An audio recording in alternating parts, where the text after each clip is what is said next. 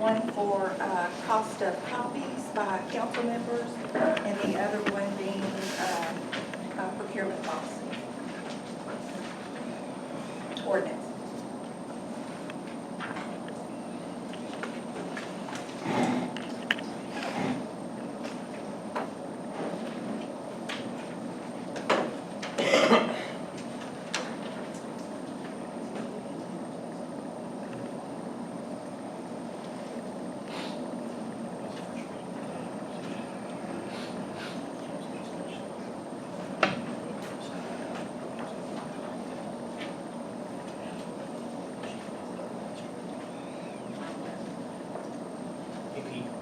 Sir. Do we have copies of those ordinances?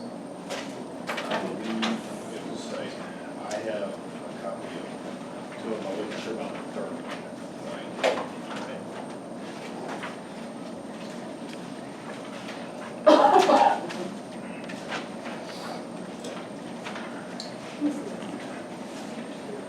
I can give you a copy of. There's two copies.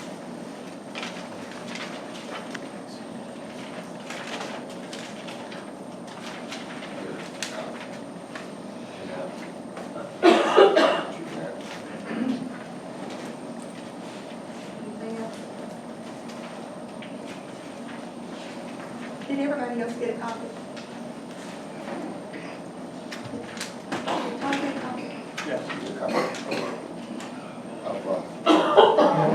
the minutes from the last couple of meetings.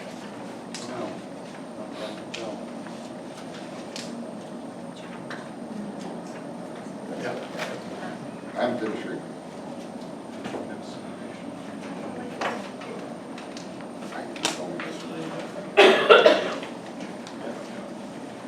I need a motion to approve the agenda. Motion made. I'll second it.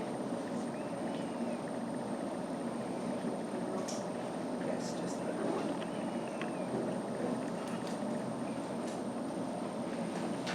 Jennifer, yes. Early, Yes. Paula, Yes. Joe, Yes. Annie, Is this for the agenda or the minutes? the agenda, Yes. Todd, Yes.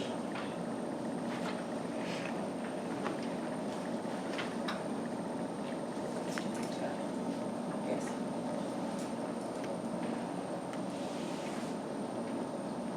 as we move on to the presentation of the minutes of the regular meeting for June 4, 2019, and special meeting on June 18, 2019 are ready for approval this time, subject to any deletions, additions, or corrections.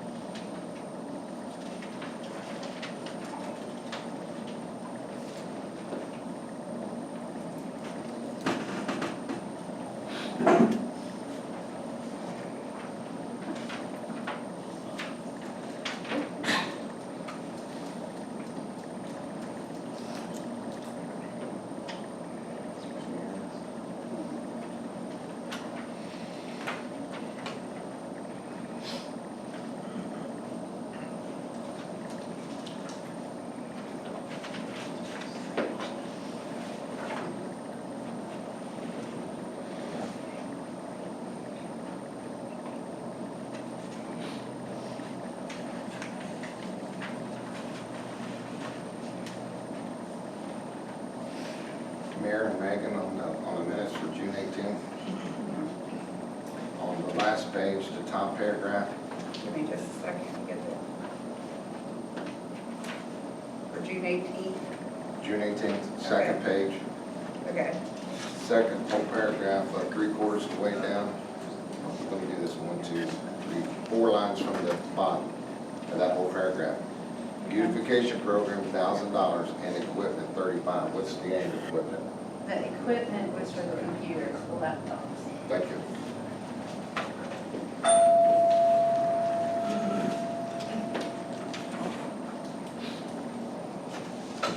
Need a motion to approve the minutes? Make a motion.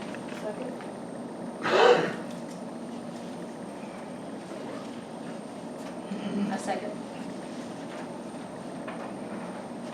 Roll call. Jennifer, Yes. Arlene, Yes. Paula, Yes.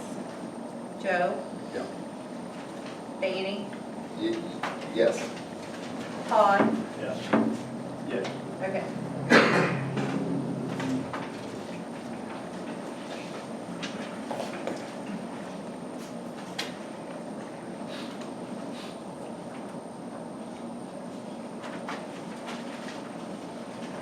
This time we have the treasurer's report from Ms. Simpson. The report for the month of June 2019 is ready for approval at this time, subject to any correction.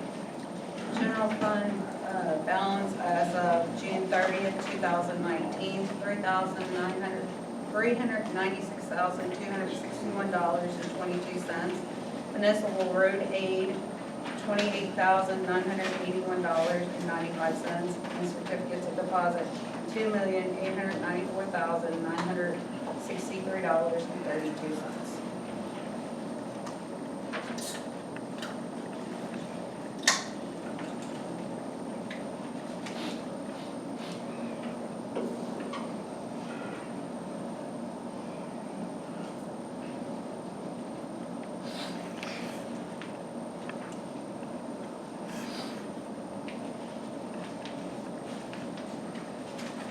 I have a question about the blacktopping cost of $6,100.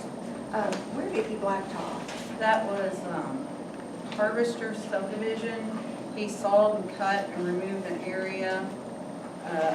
He replaced it with new asphalt. Case Lane, he cleaned out a ditch to make water go into a culvert pipe, cut 2 keyways, laid and compact 2 inches new asphalt on existing asphalt, laid and compact 2 inches of asphalt on intersection joining Case Lane. I just had the There are some really large potholes still on Case Lane. I was out there this week. JD and I drove out today, and I believe they did it. Well, maybe they have, It looked like it to me. I was there Sunday. Approval of the treasurer's report, we have a motion.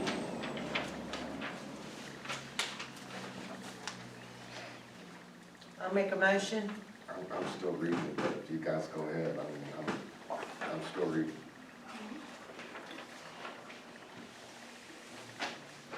Were there any surprises on this from normal?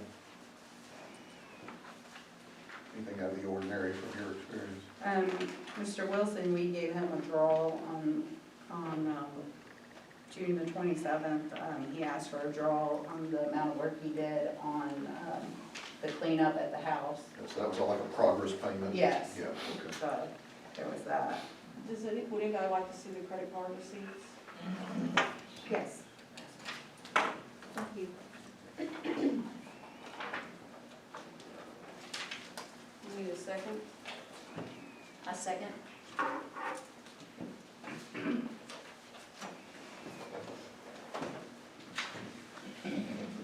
Jennifer, Yes. Arlene, Yes.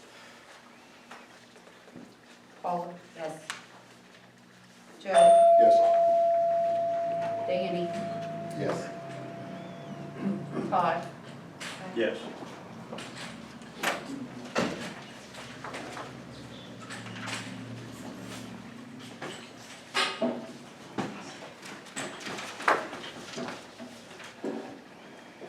We move on to old business. The resolution 253, 2019, this is the law enforcement resolution. A resolution of the City of Crittenden and Grant County adopting the agreement for law enforcement services. Whereas the City of Crittenden, Grant County, Kentucky is a Kentucky municipal entity and a home rule city acting by and through its city council and mayor, which it engages in activities governmental. Whereas the City of Crittenden, Kentucky, by consent of council hereby authorizes the mayor to enter into this resolution pursuant to the following understanding and conditions. At least one designated officer assigned and present to patrol and work inside the City of Crittenden boundaries 24/7. All Crittenden city streets patrolled at least 1 or 2 times per 8-hour shift. This would be a minimum patrol of each street at least 3 to 6 times in a 24-hour period. It is expressly understood that there may be extenuating circumstances regarding access to the city streets, also road blockages and things like that. In the event of said circumstances, if those arise, the sheriff's department will do their best to resume patrol once the disturbance has been rectified. Additional officers are asked to stop when residents are outside and verbally engage with them for purposes of relationship building and establishing rapport. Residential vacation checks if requested by citizens, after-hour business checks if requested by shopkeepers or commercial occupants, officers to report street conditions, observations in the city in a timely manner, street light outages, potholes, high water, trees down, roads blocked, and other hazardous happenings in a timely manner. Officers to recommend street signage or other traffic controls needed in the city. They also are to regularly attend the city council meetings to provide monthly reports. Routine patrols to include a focus, extra time spent on areas of known high drug traffic activity. Sheriff's office report to the mayor within a timely manner upon awareness of significant events. Therefore, be it hereby resolved, that the city council and the city of Crittenden, Kentucky, for and on behalf of the city of Crittenden, so empowers and authorizes the mayor and city clerk treasurer of the city of Crittenden, Kentucky, to make and execute all agreements and tender any necessary monies due pursuant to that agreement. This was read and moved and approved by the city council of the city of Crittenden, Kentucky, the 2nd day of July, 2019.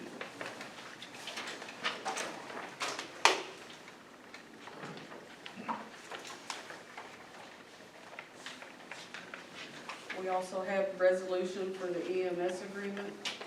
It's just an update on that. Oh, that's just an update. We've already voted for EMS, so we'll be signing that with Mayor Brockman and Drawbridge Fire Department.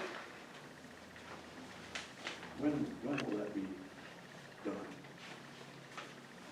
Seems like we've drug this fire and the police agreement out forever, and then we finally put this Well, away. because as soon as I get with Brian Haynes, or actually, that's taken care of. We just need to sign Megan and I that resolution, and then EMS, I have to sign with the other parties.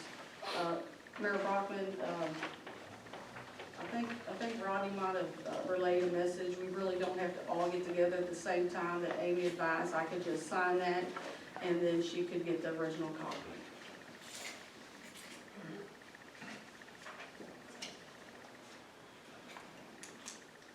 Tonight, we're talking about our code enforcement board. We have a young man who has stepped up to show his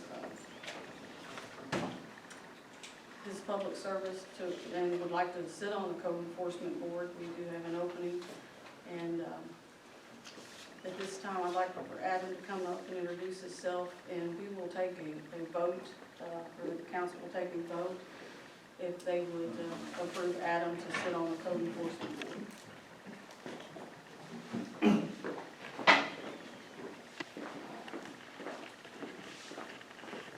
My name's Adam Lampman, lifetime Grant County resident. Lived in this city limits since 2014. I'm over in the Eagle Creek subdivision golf course. I've somewhat kind of been involved in the city in my younger days. I used to work for a contractor that did a lot of the work. We installed the water pipes and the sewer pipes and all that fun stuff back in my day. But lifelong involved. I'm involved in a lot of other things. I'm president of the Kentucky Middle School Football Association, so I'm part of big boards and stuff like that. But just have an interest in keeping things the way they should be. Thank you, Adam, and I appreciate you volunteering this time to come in tonight. We have a motion to hire Adam Latin. I'll make a motion. Thank you, Paula. Second? Second. Jennifer, Yes. Arlene, Yes. Paula, Yes. Joe, Yes. Danny, Yes. Todd. Yes. As we move on to new business, I'd like to just stress to the community and council that the 2020 U.S. Census, how important it is to relay to you all and to the community to, if you get that in the mail, to fill that out. Pass that along to your neighbors, how important it is, because what this does, it gives us a number for the Census Bureau and for the government to allow us to know how many people live here, and that can mean better, more restaurants, better, a community that's growing, and, you know, people want to move into this community. So if you could just pass the word along to your neighbors and friends, how important it is if they get that in the mail to fill that out and send it back. That's, basically the lady that was here giving that presentation, she just said that she'd looked at our numbers in the past and they were pretty low, so she just encouraged us to pass the word along to get people to get involved with this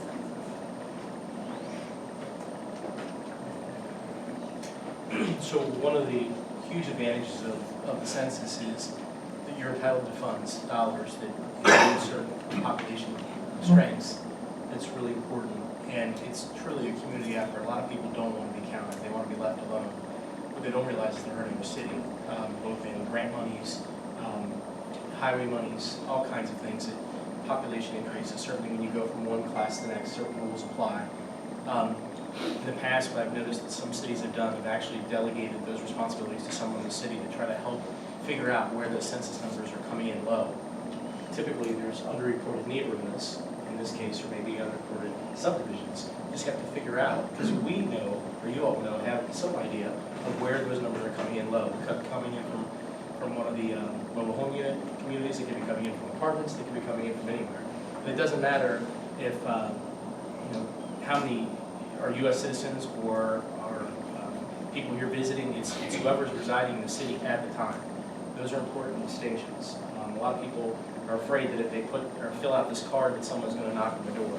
It's actually designed to really make sure that your city is treated fairly. And typically in some rural areas, they've been underreported. There are some cities that do nothing but work the census every 10 years. They allocate significant sums of money. They have people knocking on doors, signing families up. They're like, why? Because it pays for itself. So as you get through the process, police officers, firemen, they've been so helpful in the past getting neighborhood encouragement to fill out these forms. So just a suggestion. Mayor, I know you know this, but I don't think a lot of people know this, and I don't know how we can get this to be counted. But the people that live down Crittenden Mountain Zion Road, that live in Eagle Creek Country Club Estates, or whatever the name of it is, they have a Dry Ridge City on their mailing. And nothing against Dry Ridge, they'll probably get the benefit of those people living in Crittenden city limits that actually have a Dry Ridge City mailing address, and I don't know how that can be corrected. Is that a Or not. 911 issue? Excuse Is me? that a 911 issue? Can I say something? Yes, ma'am.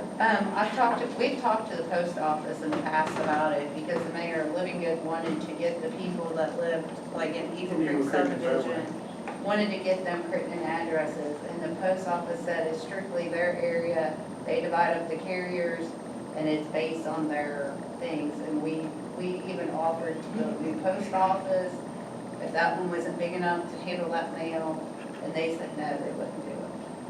So, I know there's probably, 1,000 people that live in those subdivisions that aren't getting counted for Crittenden. Okay, City limits of Dry Ridge. give us this one. As we move on to new business, Is that many people? It's 20% of the population. I have the office, city building gets cleaned by our maintenance JD Design, and has been for 20 years. Previous administration, and I just carried it out and kept it the same. He received 2 hours overtime to come in on Sunday and clean the city building. I need to speak with council in regards to that, because the money was not put into that. Does he clean the fire department too? No. It's 2 hours.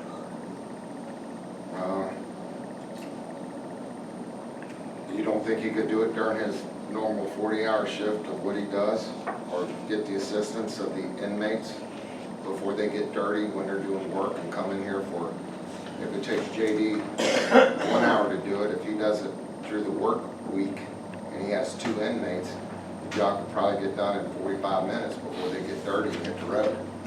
Just a suggestion or an idea to save money. There would be no overtime then. When we pay him overtime, we're paying him $37.50 an hour. That just seems pretty extreme. I think at one time, Mr. Living Good had called in a cleaning service. And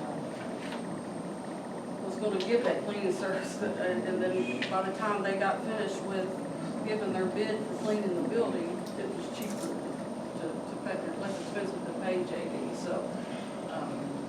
Lee, who cleans your fire department? Lee, how much does it cost? Members. What, you pay people do it? No, sir. That's part of the stipulation for being on the department. You have to pull what is called a TAC team weekend. You have an apparatus to take care of, and it's your weekend to clean the station. So the volunteers clean the firehouse? Yes, sir. Okay.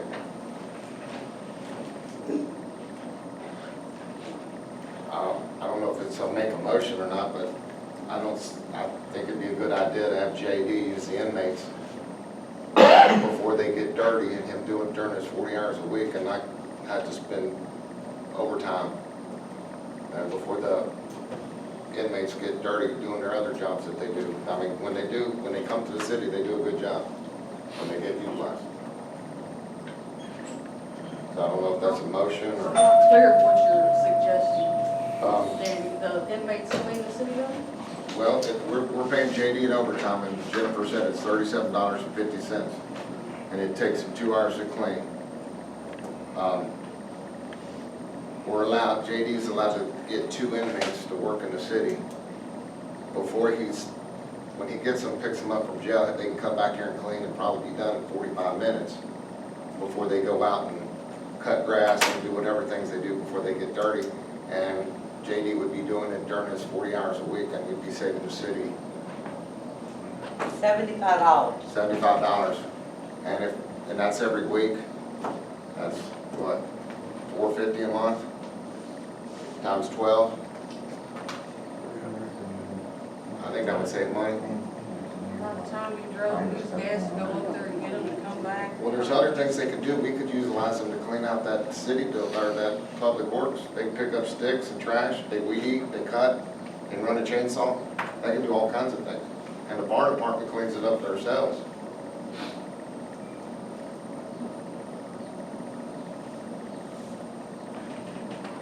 I don't see why we can't utilize them, It would cost them lunch, and you pay 2 inmates lunch. That's cheaper than paying JD 45 minutes to clean it up overtime.